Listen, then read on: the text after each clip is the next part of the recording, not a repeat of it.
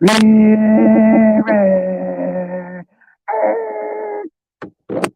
up, gang? Welcome to another episode of the Ginge and Pedro show. I'm, of course, your host, Racer X. Nobody alongside me necessarily. Pedro got left in the dust this week, so I did have to call out one of my boys, one of the fellow comic book indie racers. Let's say, since this is a motorcycle themed episode, let's bring him out to a screeching halt. Boom, hot fans. What up? What up? Where's your safety gear? Well, you know me. I went by the old Earnhardt, open face. Just go ahead and let the steering wheel crush it when you're wrecked type thing. That would, I ain't scared. The Intimidator. You know what? Rolled up in the shirt sleeve, all that, man. I'm an old school racer. Actually, I can see it. Just cigarettes, like a bullets on your chest. No, I actually grew up in a NASCAR house. I wasn't a NASCAR fan necessarily. It was just on every Sunday. But I did actually catch that race. I just happened to be watching it, the one where Dale Earnhardt died. Yeah. And then also growing up in my house, my dad was a huge Jeff Gordon fan. So there was Jeff Gordon stuff all over the place. He's even got a tattoo of 24 and all that. But growing up in my house, I never realized it until I sent a girl a selfie. And this picture was in the background. This is when I was like probably 19 or so. In my house, there was a large framed picture of Dale Earnhardt Sr., just like it's sort of an in memoriam thing. It had the Intimidator in the background. And I just sent a picture of myself standing next to it because it was so common. And then a girl made fun of me, and I was like, you're right. That's I have been funny. living in a house with Dale Earnhardt on the wall. I was the only NASCAR fan in a household of non-NASCAR fans.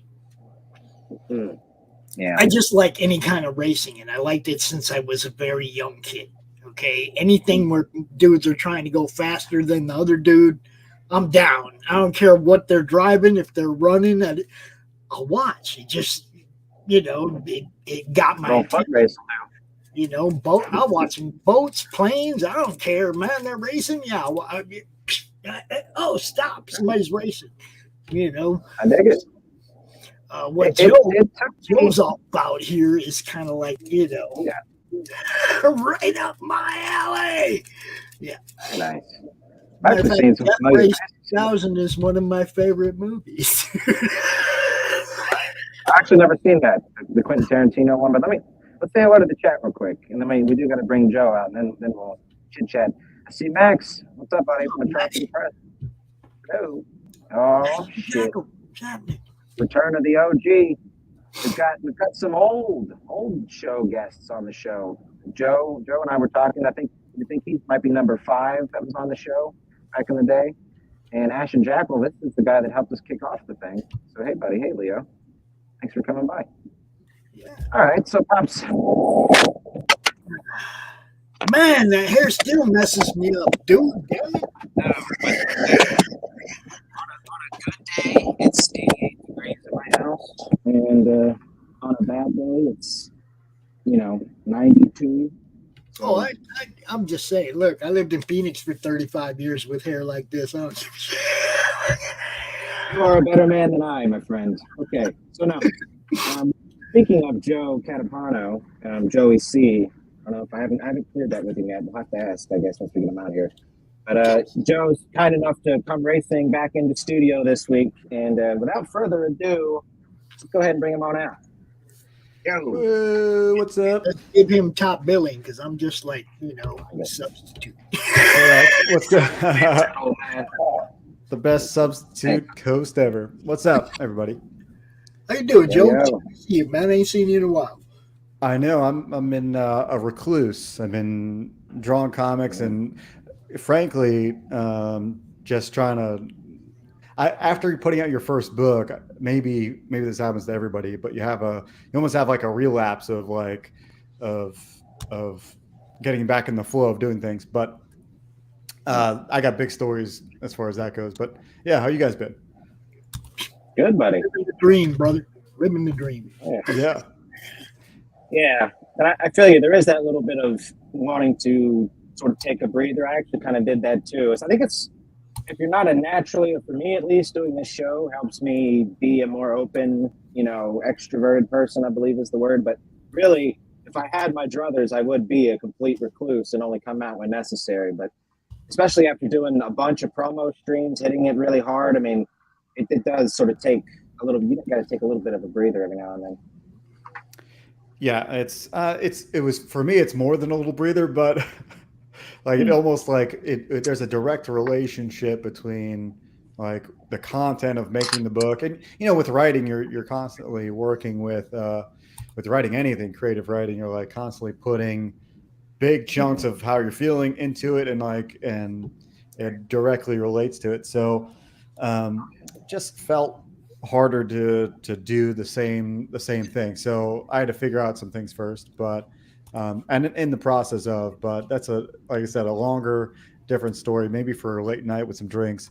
But No, for it's all now, good. I'm just working on the book, and I don't know if you guys have you guys seen I did like a teaser trail. Actually, I did two teaser trailers, but um, the most recent one is more complete, I'd say.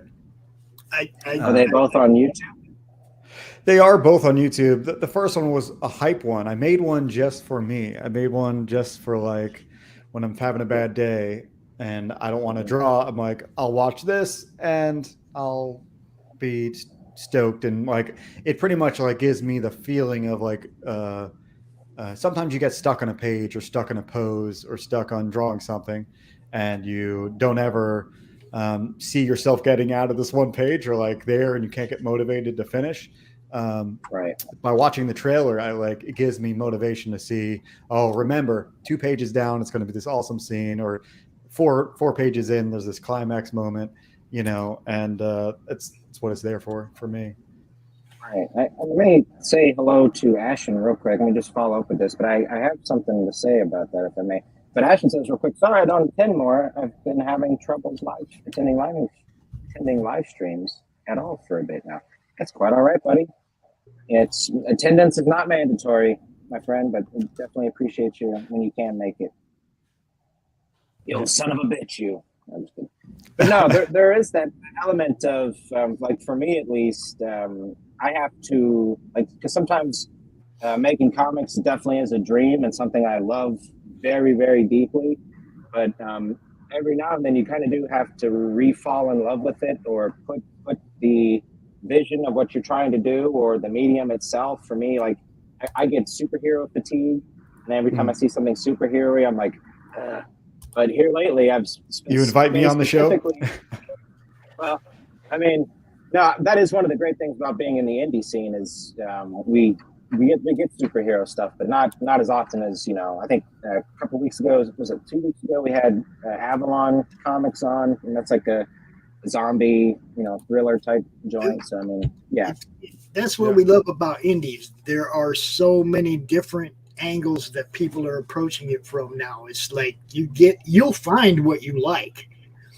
It doesn't For matter sure. what you like. You'll find something. If you And can't you'll find find a good one too. Yeah. I'll point you in that direction. You Yeah. know? Yeah. Absolutely. I mean that is the best part. And sometimes I think the fatigue that you're talking about, it like there's fatigue of the actual work, and that's one thing. But then there's like I don't know, there's like to me when I'm drawing something fun, you can let your mind just fall into it. But when there's a deadline and a bigger thing tied to it, it's harder to like. You have to trick yourself. You essentially have to trick yourself into being like, yeah, I'm just working on fun things, instead of worrying about the end of the week or, whatever. Especially if you've already funded and now you're trying to like actually fulfill, and meet expectations. Anyway, but maybe it's just too much worry on my end. But yeah, that's kind of what I'm dealing with. right. Well, I mean, definitely on a first campaign. I mean, that's stressful for everybody, really. I mean, especially when you're trying to figure it out and knowing people have expectations and are waiting for the product. It's like that can put a squeeze on you for sure. But you're moving into your second campaign now. We're in the Yeah. pre-launch for Star Circuit Hmm. Chapter 2. So how you feeling, buddy? How's Dude, how's the how's the how's it going? I'm like, I can't even tell you how stoked I am to like get the book done and get people reading. The if chapter one, this is not. I'm sure everybody hypes up their chapter two in every book they're doing, but for me, is just like a skilled storyteller. It's like I made chapter one in 2019.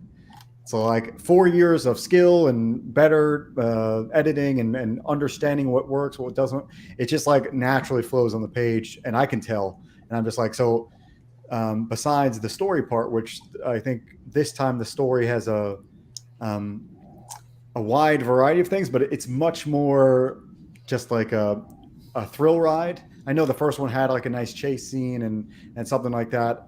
Had a nice finish, like cliffhanger, but it was a small book, and I told whatever you can. You know in an intro comic, you can only tell so much. So in chapter two, it's something where I'm just like, it's that moment where everything's inside still, as far as the energy, the passion.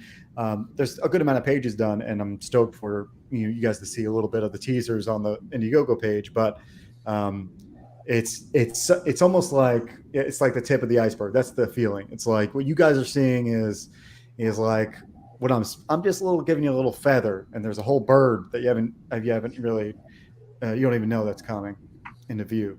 I know I went with a No, you're good. aerial analogy, but yeah.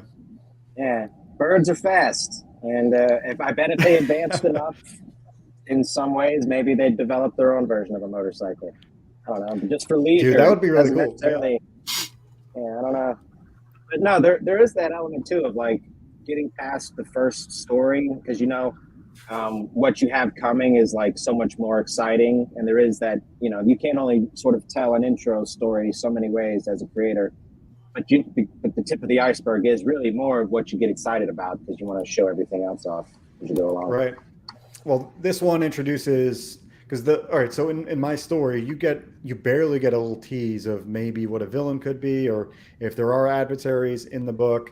But in chapter two, you really get an intro into the villain, and then you get the main villain for chapter two, and it's kind of like this lieutenant. It's like it's one of the thugs of the villain side, and it's one of my favorite characters. It's almost one of the ones that um, it's one of those characters that I just think will get a spinoff eventually.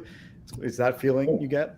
And you'll see it Okay. down on the page a little bit, but yeah, chapter two, you can say that the subtitle here is essentially after he kind of gets synced with some circuitry and some tech, he's kind of drawing the attention of these villains, and it's not going the right way for him. He pretty much he's been locked down by the villains, and so here is this ninja-esque type of dude on this cover done by Rob Willis, and yeah, he's the main lieutenant villain. His name's Rook. I'll give a little tease.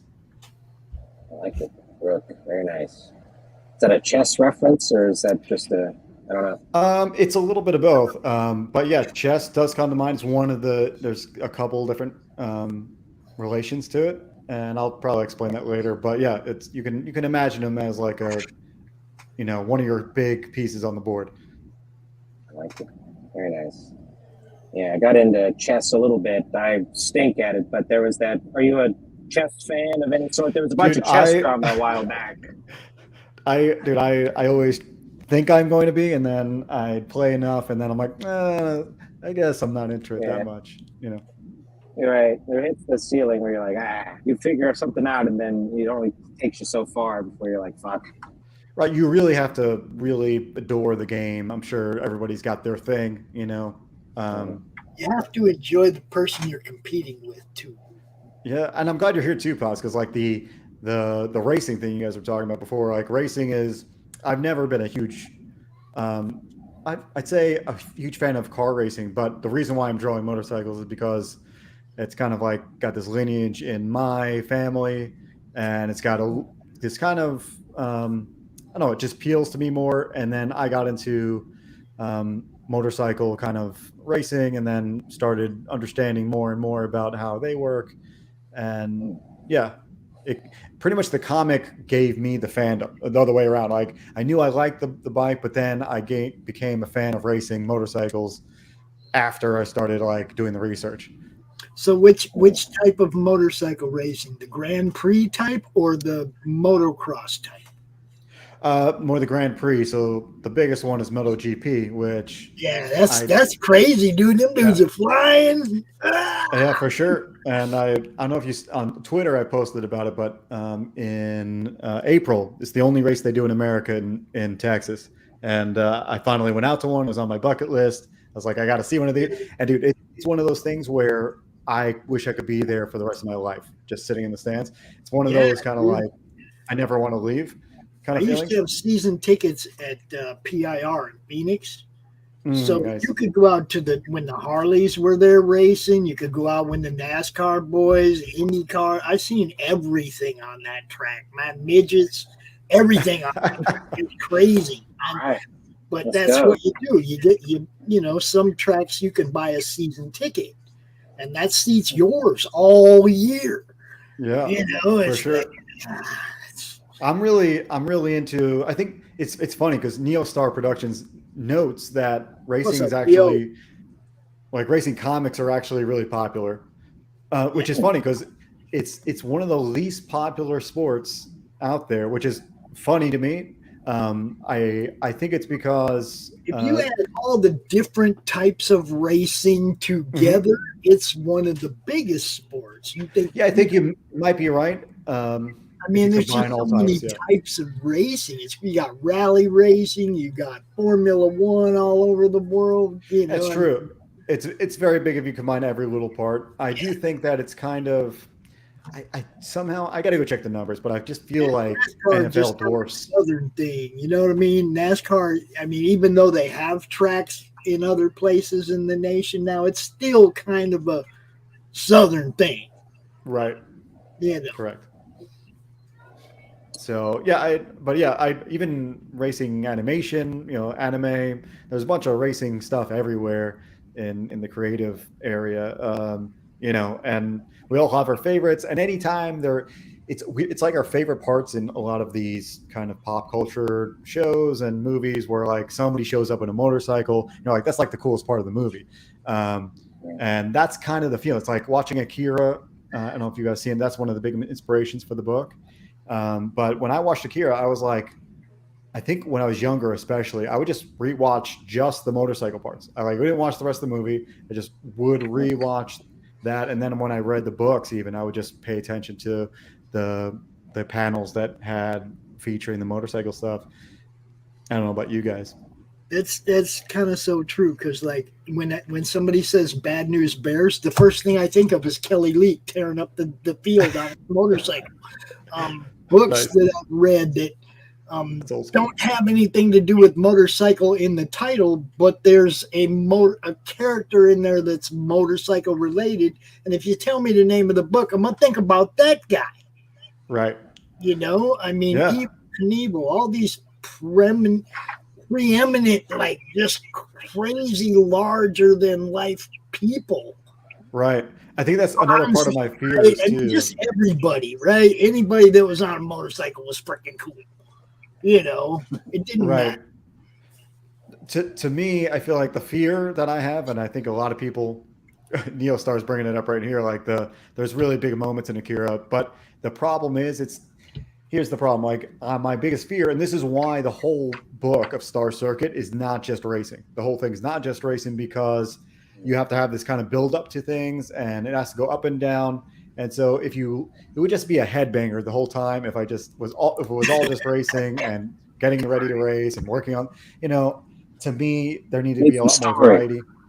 Yeah. So I Even like to my put my favorite part of even my favorite part of Tron was the bikes. yeah. I think it's the most iconic part about most any IP that has them. And so Yeah, I wonder what a story about just motorcycle racing will really feature. It's almost the opposite. I feel like that's why I'm pushing the ninja and element and like these kind of everything outside the track I push because in the book, the norm is racing. The race is kind of a lot of things they're talking about, a lot of things that happen as it builds. Because this is chapter 2, and there should be the way I think there's around 300-400 pages, and there'll be 100 pages after chapter 2. So we're about maybe a fourth of the way there, I'd say. That's the plan. There you Right go.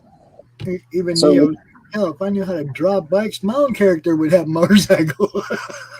Yeah, and that's one of I think it is the hardest thing. For a long time I just was intimidated by it, and I'm glad it didn't scare me away too bad. I'm not say Pedro. hey to Shadowhawk real quick. Hey there, buddy. Thanks for coming Yeah, by. been a while, Shadowhawk. What's up, Shadow? So We yeah, got I Rick have full pages to House. show you. All right. Yeah, Joe. Oh yeah, nice. Total Eat this. excellence. I love when he comes into that. Yeah. Eat this. So A fellow Floridian down there in yeah, Miami. there's a lot of us. So the big thing I'm doing with this pre-campaign is this promo. The teaser trailer is a little bit lowered. I tried something with this pre-campaign page. I put the teaser trailer in the middle of the campaign page.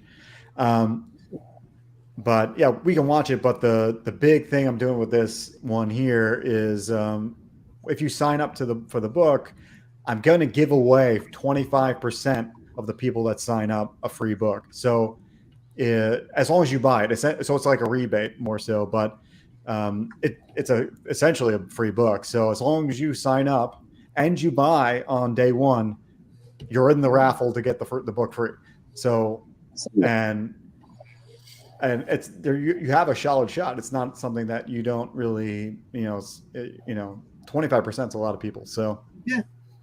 No, that I like the idea of adding that as a pre-launch. It's like specific, opportunity. Let's call it. to me, I like perks that are like you get a free card or something. That's great, but I feel like discounts are where I like because I my whole goal as an indie comic lover is to get more books. So anything that saves me money to get more of the other books, like essentially me giving 25 books away for free, I'm helping the community. Really, is what I'm I'm a charity. Call me call me a Joe the humanitarian. Great. Really. What a nice So I guy. went to sign up for your campaign, Joe, and I had already signed up for your campaign. I appreciate it. I'll take it. And I want to say, if you signed up to a previous Star Circuit page or say the last campaign, you're still on the list. However, you have to sign up on the Indiegogo page to be in the raffle part. Otherwise, I can't separate the names out in the emails. Right. So anybody listening, that's what I'll be saying as I go forward. But yeah, I'm stoked to even get to this point. Dude, we will hit that trailer real quick. I believe Pops has the Indiegogo linked in the chat. Pops, if you want to drop it low once more. You guys take it. Low, please. Yes, Drop that thing. Okay, so let me hit this trailer, and we will continue chatting. Nice. All right, this is the link. Go sign up now.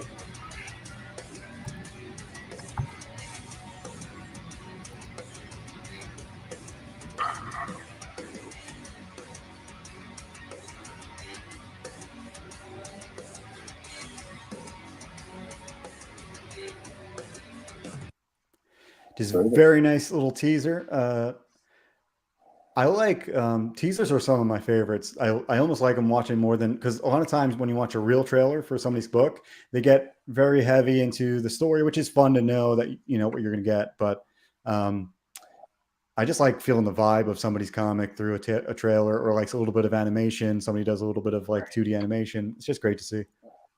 I think you highlighted an interesting distinction there because one thing I've noticed with like modern mainstream trailers is that they really gives you the whole thing. You can see pretty much the best parts of the movie from start to end in the modern trailer, but having a teaser, just something shorter that just teases you, 20 to 30 seconds. I think it's good to have both, but the distinction is important. Well, even my trailer, I'm on the side of what you're talking about. Even when you see my trailer, whenever it's done for the book, I'm much more side for like less is more kind of thing. Mostly vibe. I want you to feel what I'm feeling. I want you to feel what I'm feeling, be my friend, and then want to buy. And so yeah, this time around, if you scroll just a little bit lower, this time around I have acquired a new artist to go along the ride with me because it's just been to speed up the process and just to get the ball rolling quicker. I'm using a colorist. So I'm doing all the line work digitally, and then Marcos is doing the colors. He's worked on, I think, with Zaid Comics as well, the Diaz Bros. But yeah, I dig how what he does in a lot of different ways. He keeps it simple in the way I like to keep it simple. And This looks awesome right here. This panel, I love this.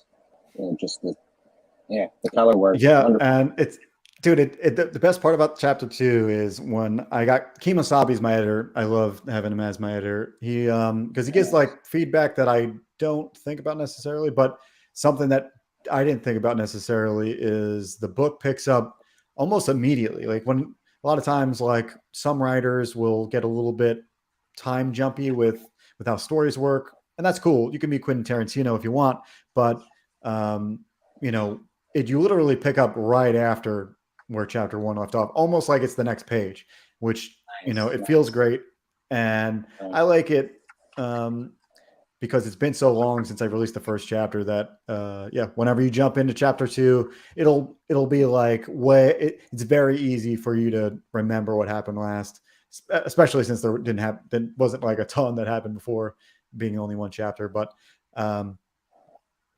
yeah, you're right. Let me share my screen. I've got a couple of the whole pages that I can share. Let me try one.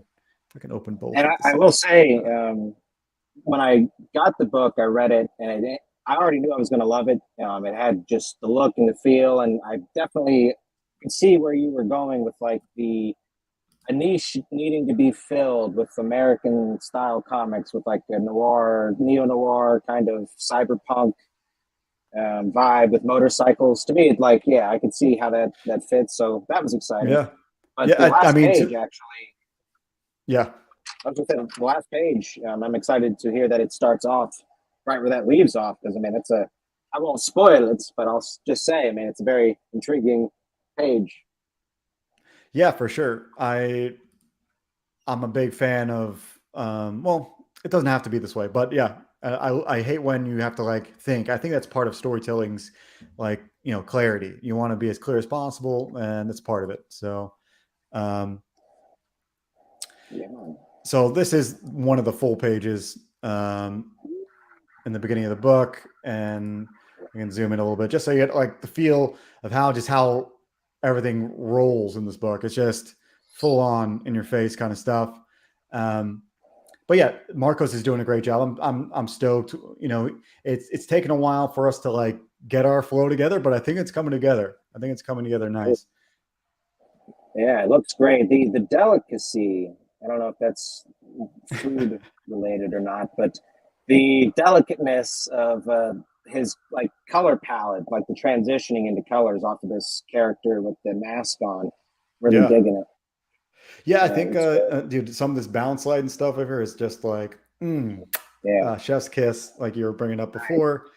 And delicacy yeah, indeed. like this, just how I drew it here with this, this section here, just it feels almost nearly as I wanted it to feel. So, great stuff. And this is not even the final. I think we've added some other small details to the colors even after this, but which is blowing my mind that this is not even the final. But yeah, good stuff. I like how pages come together. One of my favorite things about comics is that like the how pages break down, and then how panels break down, and how the book breaks down has its own composition all in itself. Like it's brilliant. You know what I mean? So let me ask you this. Obviously, drawing a motorcycle comic of sorts. How do you find ways to maintain like fluidity in your posing and keeping everything not looking stiff? I mean, at this point, you've got to be pretty good at it. Have you picked up some thoughts that you actually work off of along the way, or is it just kind of natural to you? Or It's what are your definitely thoughts? not natural. It's super tough. So when I first did chapter 1, I was really leaning hard into like using Akira books as reference. I bought an extra copy just to keep next to my drawing desk. And so In the beginning, it was very hard to like get that feel right. But chapter 2, like I said, I'm drawing this almost 4 years later than drawing chapter 1, so it's way more natural. Um, before I could barely just draw some guy just riding the bike, and now obviously you can see I'm somewhat getting a natural feel for, how the balance. How does it feel right to have somebody even thumbs up on a bike? Is that possible? Things like that where it's kind of tough. It's really tough to get things to feel, and like you said, page flow. But like things like I like the cool things that I get to do with sci-fi is better, I think, for page flow, in my opinion, because I can get wacky, like the test track here. You can see the track curves, and I've used the curve to lead you to the next panel. And normally that would be impossible. Um, Right. it's not really something that you would be able to. You'd use another technique, you know what I mean? But because it's sci-fi, I'm like, oh, I can do whatever I want. I'll make this thing look like an impossible turn, but it's not. It's sci-fi. I get to do whatever I want with it. Yeah. This page, now that you mention it, I'm looking at the track like it's just a Hot Wheels track on like cocaine. I mean, this would be insane. Very Right, cool. and that's kind of how I roll with Star Circuit. We explain it later down the road, but the track itself propels the bikes in this world. So like the bike has an engine, but the engine almost like supercharged, or the track supercharges the bike, not the other way around. It's like it's not just they're not on pavement. You know what I mean? They're on something that reacts differently. Very cool. So yeah, Say hello to cool. Chris Fisk real quick. Dude, Chris Fisk, rock on, my friend. Kingpin is in, boys. Better watch your asses. This is an F-Zero track. Yeah, I'm very inspired by F-Zero. I said that on my first campaign. Yeah. So could you talk about, I'd say, I don't know if this is, me looking too much into it, but if I recall, the first book's trailer music was more sort of sci-fi electronic, Mhm. and this one has a more metal, obviously a much more metal theme. Yeah, Is that an emotional shift within the writing, or was that just a creative choice for the teaser, or is it's there anything probably an that's emotional shift within me, but it's more so. I think a lot of what I'm trying to figure out is, um, like I feel like there's a struggle always within me to try to. There's either do what I really want or what would sell, or what go with the genre. And so me putting metal there is just me more being me, instead of yeah, maybe necessarily going with what the trope of the genre is. And yeah, that's it. Plus, there's a lot of action in book 2. So, oops, the chair is breaking on me. Um, so yeah, that's where it comes from. It's like a little mix of there.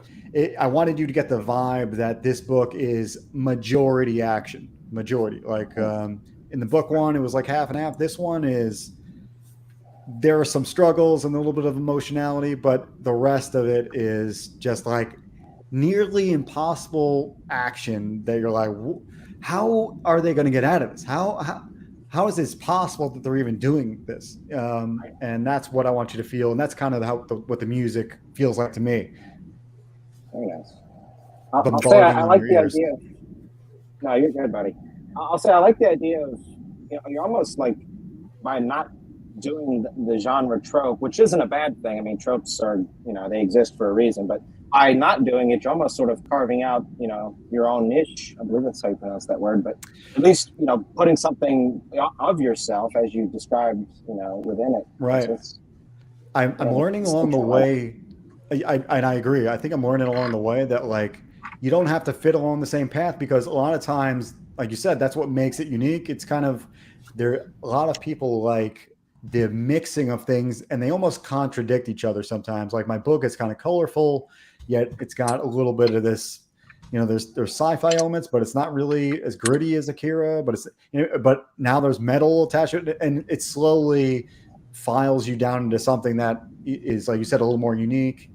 Um, Mhm. and I think the contrast of different elements really help. Oh yeah, I agree. Yeah. It's nothing wrong. It's almost world building at that point, just adding new flavors into this, soup we've got cooking here called Star Circuit, and it's almost like 50 pages longer than the original as well. So I mean, that's Yeah, for exciting. sure. I could probably let me share the ROM's full cover because this would really sell it. I'll probably show this on. I'll be on Bancroft at some point in the next little bit, and I'm definitely going to share it there. So I might as well share it here because Oh boy. for a while I was like, should I even share this because it's that Ready to put badass. the helmet on for this one, buddy? Is my hair gonna get blown back again? You might no, I mean it's the same one right here. This one with the rook on it, but Right. I just wanted to make sure that not giving away too much. Okay. Let's do that. There we are. Okay.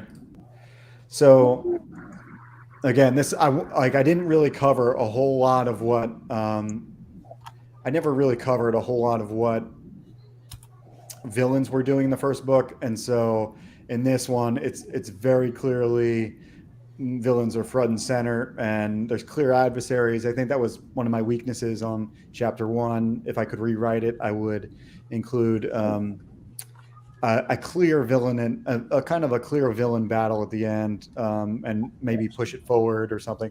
Yeah. But yeah, this Well, is it's a man, cool cover. Love it. yeah, absolutely. This is incredible, bro. That Yep. character on in the second, that right next to Book. That's the character that we've seen colored, or We're here. The one, in the middle there on the right side of Book. the right side. I think we've All seen. so what we have here is essentially these are all villains. The Rook is a, as you can tell, like something like a shinobi in like a cyber way, and behind him are his grunts. He's kind of like a lieutenant in like a real way. He's like a squad commander. Like it. So these are all villains, and then here we're I say it in the campaign page, but this is the shrouded sectors. Pretty much, it's underneath the main city directly. So I know Atlas, the main character, gets to street race a little bit in the beginning on chapter one, but this is kind of like the cave ceiling of the city. It's higher up. It's way high up, but right underneath like the ground of the main city. So it's kind of got a cool aesthetic, almost very stalactite type buildings and stuff. Interesting. Very cool. I like that. I like that element of sort of mimicking the stalactites with real life. It's very interesting. Yeah, I do. Chris, It's some of my favorite stuff. Sugar Chris in the house. Hey, buddy. Thanks for coming by. Hey, everybody. What's up, sugar? He does morning brew, I believe it is. Oh, no. He does the morning roast. Lori does the morning brew. Too many mornings. I almost said the morning cup of Joe. Oh, yeah, cup of Joe. Yeah, coffee and comics go well, but I think that's also a show, coffee and comics. Yeah, there actually is. There's actually one called Can of Coffee, too. It's a wake and bake show. Drink coffee and smoke weed. Blowing my mind. So, are you doing? Wow, Screwed it up, Ginge. I'm sorry, buddy. Next week they're going to be calling this the Binge and Pedro show just to get you back. I had Julius Freeman on once as like a co-host when Pedro was missing, and we called it the Ginge and Julius show. I just replaced the G with the J, so it's like Nice. on Ginge. Nice. I don't want to hear it. Remember your show's name. I'm standing in for Pedro, and I did exactly what. Yep.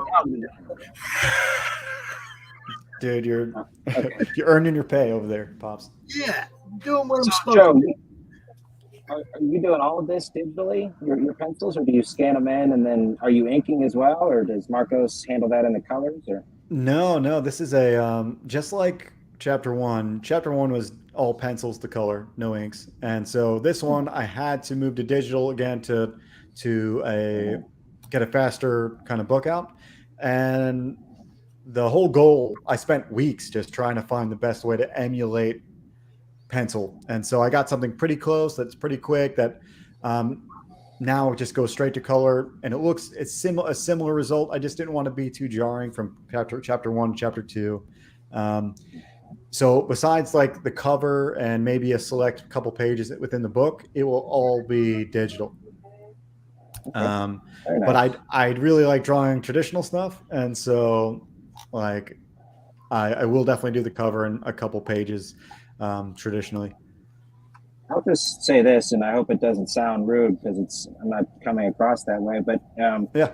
dude, I saw your. So I just didn't know that you were so good at physical stuff because I saw your auction pieces you did and that Nightwing piece you did. I stared at that for a good long while and was like, I want to draw like this guy. I mean, it's incredible, bro. I appreciate it.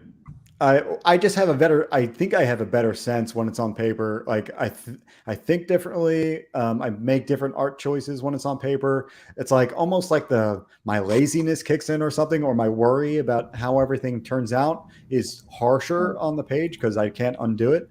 And so I guess the pressure makes me make better decisions or something. Right. Not that I don't like my digital work. Right. Yeah. But, yeah. Chris says, I accepted you even when you ate chocolate buttholes. Ginge, how could you? I actually haven't had them yet. They've been sitting in my Amazon cart for like the last 6 months. Joe, did you know that you can mold your own anus and then have it sort of be made into little chocolate Hershey's Kisses, if you will? No, did not know you could do that. Somebody, Valentine's Day, I don't know, maybe tuck it away. See what the missus I'll keep an eye on that. Send me a link. I will. I'll send you my affiliate link. Sort of. Dude, as long as it's dark chocolate, I'm good. I get dark chocolate. Oh, nice. No, Chris, we have no problems with you, buddy. You wear that dress and you wear it proud, my friend. You do your thing. That's great. Yeah, he let his people talk him right into that. Right from the beginning. It's all good. Chris is a great guy. Dude, okay, so Chris. Yeah, for me, I mean, yeah, I guess I'm such an idiot, dude. I should have known. Yeah, so, I wouldn't feel bad. I think it's more. I seem to be the only one really talking about it in my circle. Every time I bring it up, nobody seems to know what I'm talking about. So. Yeah, you really need to spread the word on this idea. Somebody was sitting home and was like, "Man, if you really want to mess them up, do it with white chocolate. Like, he bleached it. extra crazy. Just do a variety. Put a little nuts in there, like a little. Or cookies and cream, Snickers, yeah, Snickers like, yeah. Oh, yeah, spread. All right, let's get the wheels back on the track here because we've spun out and now we're picking our shit up off the ground. Okay, so, but I'll just say for me, it's kind of funny. Yeah, my asshole hurts now talking all this shenanigans, but no. For me, I've gotten into bikes and cars specifically because, like I mentioned, I think behind the scenes or maybe when we started, but I grew up in a NASCAR house and I wasn't a really big fan of it. I did, it was like, I say forced, I mean, whatever, my parents took me on it as a kid. I was like 14 to either Talladega or Atlanta. I don't recall. I'm pretty sure it was Atlanta. But all I really got out of that was a sunburn and sort of a bad afternoon. But that was just me being a petulant kid. But as I've gotten older, it definitely started with like friends helping me get into it. Like 10 years ago, a buddy of mine, an Asian kid, who was into what's the car from Initial D? Wasn't it a Honda? Or but like the 90s. Like the Skyline? Is that what he's driving? No. No. That would be rad. Remember. No, it's like a Nissan something. It's like they would. Yeah, it's from that Initial D. It's like the American version of it, though. We had one over here. Yep. But I forgot what our version was. Yeah, it's. I think like the difference is like the back is shaped differently, and like there might be like a door amount difference, but They ran all throughout the '90s, and like his one was like the '96, but his thing was like, Yeah. he'd find them junked and try to repair them, and that helped me get into it. But then as I got older and more into art, it's like the the aesthetic and design of cars is something I'm find myself getting more and more into, and that's like Yeah. when I see a car I like, I'm like, ooh, I just like how that thing looks. I never liked cars like that before, but I definitely say art helps a lot with that. It has a lot. It has a lot kind of involved to it. It's weird. That's how it works. Like the minute you start researching something, you realize there's like a whole world of another universe within like how things are made. With especially cars, because it's like cars are like an amalgamation of ton of like really specific design choices. And one of my big inspirations, well, it was Sid Mead. He passed away right before I released our circuit, and he's one of my biggest inspirations. And he worked for his first job was a car designer, and obviously probably a GM, or I think that's where he was at. But either way, he's making just awesome stuff. And then he started getting into more futuristic kind of renderings and stuff, and that's how he moved on to movies and the rest of design. But yeah, he's an incredible inspiration to me. I don't know if you've checked out any of his work. Honestly, the name isn't familiar, but I mean, if he's a big sci-fi guy, maybe I Yeah, would recognize some of his work. for sure. Well, he designed the cars and pretty much designed everything in Blade Runner. So like the Okay, flying car. Yeah. Yeah. right. Actually, I got him. Here, take it off. Oh shit! Joe pulls out the flying So car. Oh yeah. man. So this is some of his work. It's on my wall. So Whoa, yeah, dude. marker man, Okay. just in marker doing the Lord's work, and Wow. He so found my Whoa. DeLorean. yeah. Damn, bro. Did he do Incredible. any of the RoboCop art as well, by chance? Do you know? No, but he designed the Tron bikes for the new stuff at There you least. go. See?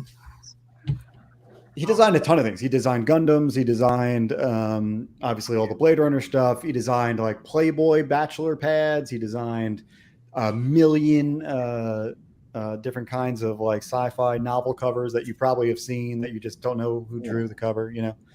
Um, but yeah, incredible Greg. stuff. I love it. I'm going to assume that you're familiar with Sam Bass art. Then. Yeah, I've seen Sam Bass art. Yeah. Oh, so I love his NASCAR art. It's badass. Yeah, I think when I first did my research, because when you're researching, you just like see an influx, and you got a folder of all this random stuff, and I'm sure it's in there. I'm sure I've got some inspiration there. They all blend together at some point. You're like, all right, now it just is in my head, Right. just bouncing around. But yeah, I think that's my closest relation to car design. I really appreciate it. There's tons of great new designers out there that you're like just blowing your mind. There's one guy on Instagram that just like does car designs in like VR and just draws the A line, which is the line that defines the car. And just works from that, and then starts extruding stuff in VR space. It's just fun to watch somebody do it in real time. That would be a hell of a job, getting paid stupid stacks of cash to design cars in VR for I don't whoever. know if they let you do that, but dude, I don't. As long as you can get a good result, I think they'll let you do whatever. Yeah. Let's say hello to the chat real quick again. I got Romo Arts. Hey, buddy. Romo. Ron, that's a newcomer to the network. Ron, he Vector 7 on Fund My Comic. Check it. Nice. I think we've got him coming on here in a couple sometime in August, I believe. Yeah. Okay. Yes. We got Greg. And Hey, Greg, buddy. hail, rock on, my friend. Yeah. Good to see Very you. nice. So yeah, I'm looking forward to Joe. being in the circuit again. And like I said, being a little bit more reclusive helps with the art. It's funny. It's kind of like you need to like step away to do more serious art. At least for me, I don't know. I don't know how everybody else does it. I don't know how Bancroft streams every day and also draws seriously. I don't understand how that works.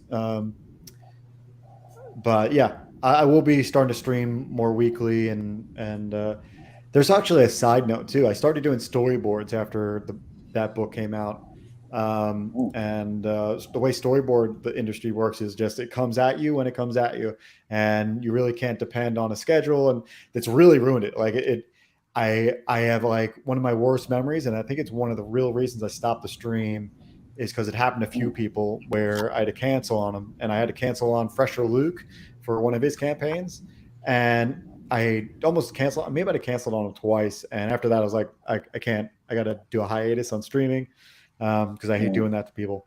But yeah, scheduling is no joke, you know. Well, I mean, yeah, bro, it's definitely streaming on.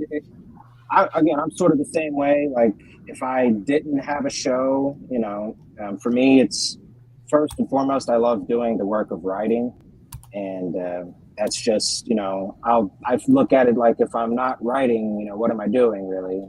That's what I should be doing. But at the same time, there is that element, where it's like I have the show, and while sometimes I feel like that's enough, I'm trying to ramp it up a little bit myself as well. I started doing brought it back. I used to do Ginge live. It would be like a draw stream, and did that about a week or so ago. So I'm trying to like dedicate the weekend, at least Saturday, to like streaming or specifically going to hang out on other people's streams if I can. Like, I can't be a recluse, the whole time. It's like this is networking, and going around and hanging out is an element of the job. Absolutely, and it's a tough balance for me. I think some part of it was just getting to me. So yeah, I'm glad to like be you're kind of like my little because I've been on a couple streams besides this, but besides that, I've been very this is like my training wheels back in. So I thought you were about to say coming out party, but we went with training wheels. So well, yeah, I had to keep the vehicle puns going. No, all good. And definitely, I'm glad you came by, brother. You're always welcome back on the show when the book launches, if you like. We'd love to have you back.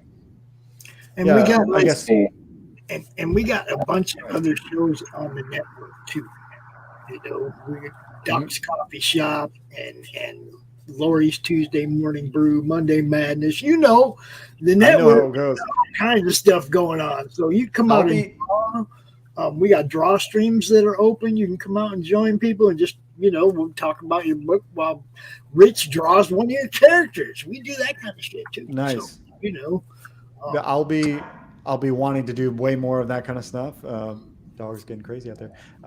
So I'm looking forward to getting back into the thing. I'll be definitely contacting a lot of people in the next few weeks. But and like I said, well, I didn't really say, but the book's taking a while to get done. I posted a meme today just because, man, it's like I'm trying to push as fast as possible, and it's still at the end of the day, you want something that's of quality, and so that always trumps the speed. But I'm still pushing to get it out quicker and remain quality, and it's just it's exciting for it to be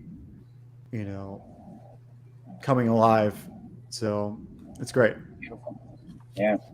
And the pages you showed us look great, bro. And just looking at, there's really, I think as far as like matching the consistency between the two books, it looks very much like it's right out of the first book, especially the way this kind of that blur effect looks pretty familiar from the first book. So. Yeah, I specifically, I did a lot of tests. I was testing colorists for a long time, and then I thought I had somebody, and it didn't work out. And then Marcos, I randomly asked him, and he was available, and just worked out. So he's probably hard at work right now. Beautiful. All right, thank you, Marcos. Appreciate you, sir. Being hard at work. Very cool. So, Joe, is there anything else, buddy, you want to add or plug? I think you put it in the chat.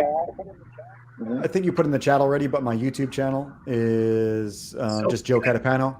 Yep, right there. So over there you can see the trailers, but not only that, I've got some shorts about like, drawing, and I've got a whole playlist of videos to help guys draw better, and even just me I have like a breakdown video on some artwork and different styles and comics. I plan to do more stuff. It's just, again, if it's between getting the book out more consistently and doing a YouTube video, I usually go Right. to the book. And but I do have things on the back burner and just trying to get things as far as just like cool videos. I'm trying to do a few of those as well. So look out for that. Also, I'll probably stream. I like to stream some Star Circuit stuff too. So subscribe and wait for that. Sign up, sign up for this one. If you missed earlier, there is a little bit of a gift going to be going out to about 25% of the people who sign up and then back at physical tier.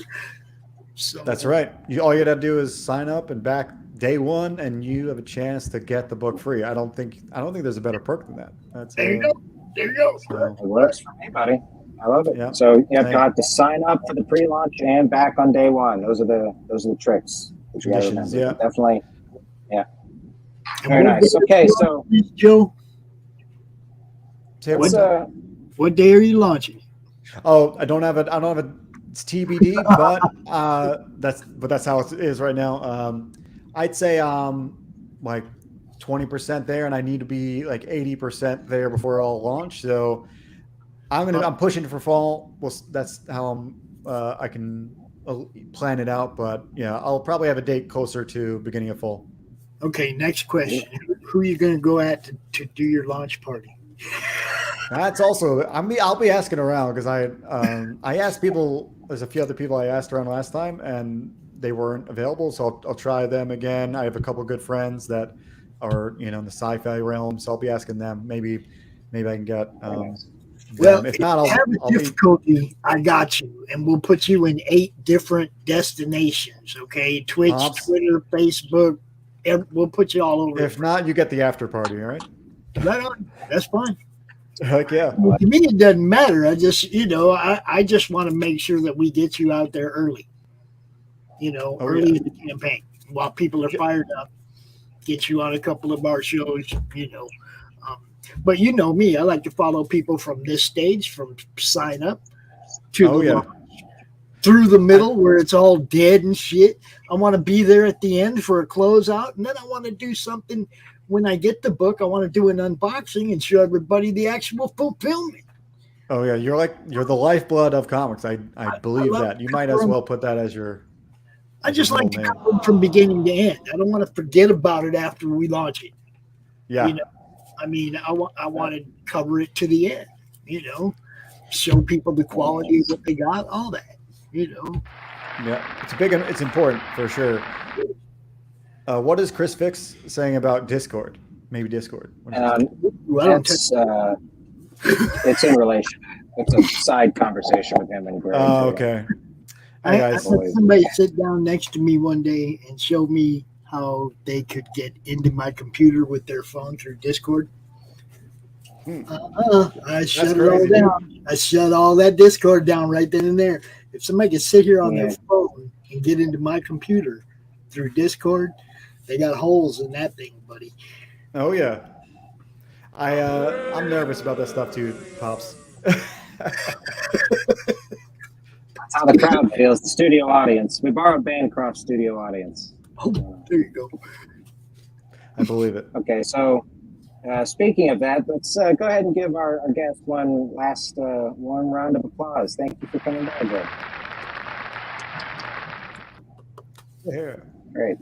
It's good to see you, Joe. All right, Pops. definitely. Sorry, guys. And thanks, Ginge. Been a pleasure. Oh yeah. So Joe, let me bump you to the back real quick, buddy. You're free to hang out. You're free to scoot. We're just gonna talk a little shit and then we'll end it off. So all right, guys. Thanks for joining me. See you guys later. All right. Peace out, brother. All right. Okay, Pops. That was the show, bud. Thanks for riding shotgun. We got you. Y'all sub to Ginge's channel. Y'all go sub to Joe's channel. Sub to Romo Art. Sub to Chris. All these people. Everybody in the chat. Go sub to everybody in the chat. How's that? All right, gang. That sounds good. I appreciate your Pops. I got to get the hell out of here, boys. So we'll see y'all later. All right. We'll catch y'all next week on the Ginge and Pedro show.